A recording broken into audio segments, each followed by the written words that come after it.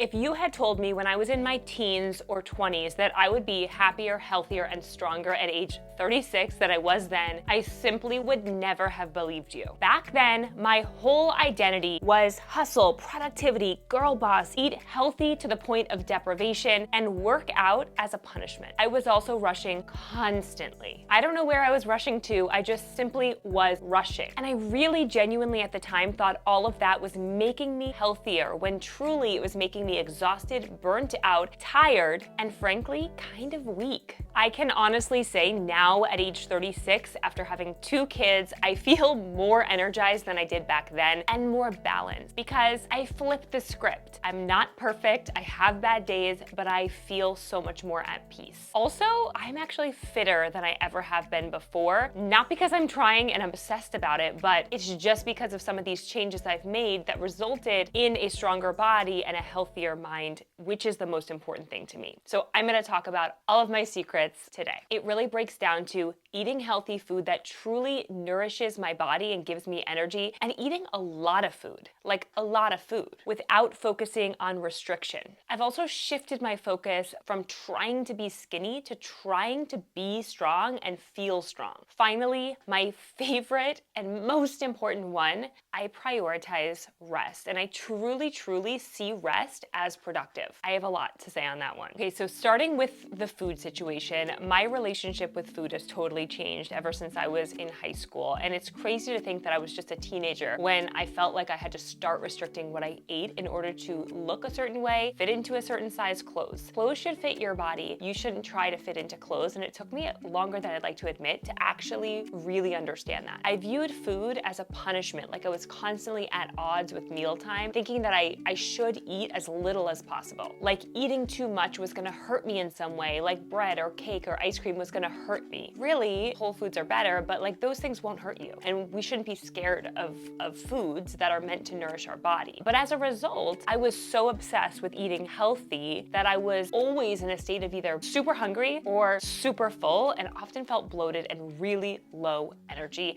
and fixated on it in my mind. Like I spent way too much time thinking about what I should eat and what I shouldn't eat. I now can see that a lot of days I was intentionally making myself calorie deficient. So what do I do now? I eat, and I really eat like 3 solid meals a day and snacks and sometimes dessert, because I view it as abundance. I don't think about what my body can't eat. I think about the things that I want to eat and the things that I know make me feel good, because then I start to crave those things, because I know when I have avocado on a whole grain bread with eggs, I feel good, but I let myself have cheese, dessert, bread. But I also eat the whole foods, and I find that in having this abundance mindset that I can have what I want, but I'm not gonna skip meals and cut corners to get there, that I end up living more balanced and actually craving the healthy stuff and feeling legitimately satisfied than the other way around would have been having like a small salad for dinner that was totally not filling, and then really craving ice cream later and having a massive ice cream because I was actually hungry. So instead of eating calories from good quality food like chicken and rice and vegetables, I was eating a lot of my calories from sugar. Then that was leading to this up and down cycle. So I always get really frustrated when I watch a video like this and I don't actually get like tangible meals and things that I could be eating and enjoying. And so here are some of the things that are my favorites. Breakfast burrito, or eggs with cheese and avocado on whole grain toast or sourdough,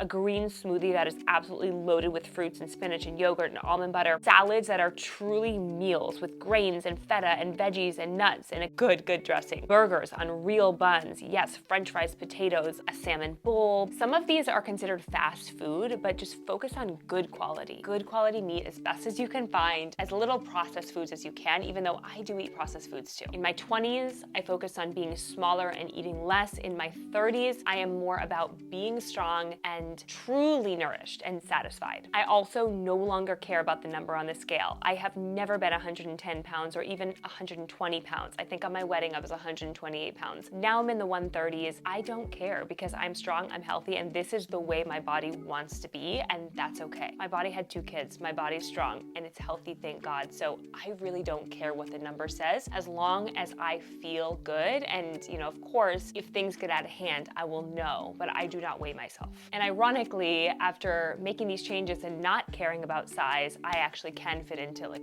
some of my high school clothes and clothes that I wore in my 20s. Okay, so now let's talk about movement, because in my 20s, my movement choices and what I did for exercise really reflected what my mindset was. Thin and like feminine, and that if women should be a certain way. I thought things like weightlifting, like squats and anything like that was more of like a manly thing or something that bodybuilders did. Now I know that's not true. And I realized like I'm not striving to make my body look a certain way because I feel like it should be small, but I'm not scared to lift weights. In fact, that's the biggest thing that has changed in my 30s, is that I have gotten truly addicted to a certain type of lifting. After years of mostly doing yoga and then becoming a 500-hour trained yoga instructor, I now know something to be true. Yoga is not enough. I needed to start lifting weights, and I resisted it, I resisted it, I resisted it for so long, but once I felt my own strength and my own power, I got hooked, and I will never stop now, just because I think it is the best thing you can do for your body, along with yoga, stretching, mobility, and all of that. So yogis, you can come at me if you think that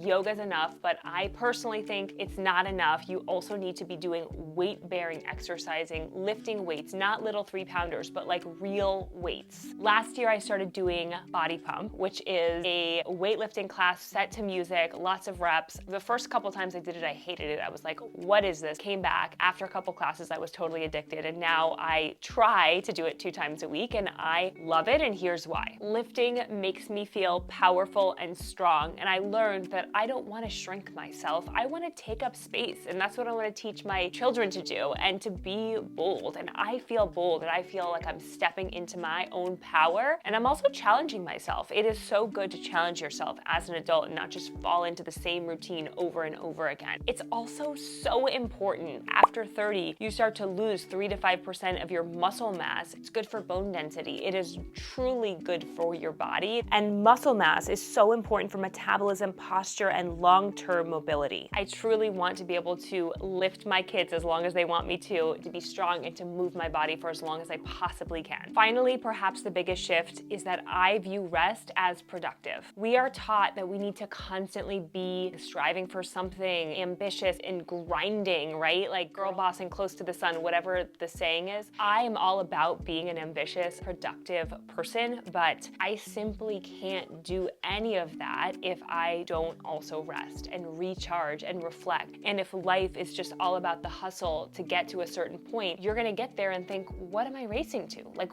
what's it actually all for if you can't take those beats and pause and reflect and be intentional, enjoy what you've accomplished and how far you've come? If you don't actually take those pauses, take those deep breaths, sleep well, have some time to sit on the couch and watch TV, sit and write and read and journal. What are you rushing through life for? What is the real purpose? To get a promotion? Like, those things only feel good for a moment or a day. It's really about being able to enjoy your life and to be fully present. And for me, really incorporating rest in a meaningful way and thinking of it as something that is productive and healthy for my body. I truly and wholeheartedly believe that the #1 health hack is sleep. Full stop. If you do not get sleep and you do not rest your body, then how can you eat well? How can you accomplish anything during the day? How can you actually work out well? If you're not sleeping, if you're not giving your body rest, you really can't function at your highest capacity. So forget all the hacks that you hear. Sleep is really it. Like, period. It took me 36 years to fully realize that. And I think it also took having children and having my sleep taken away, and then also having some insomnia and extreme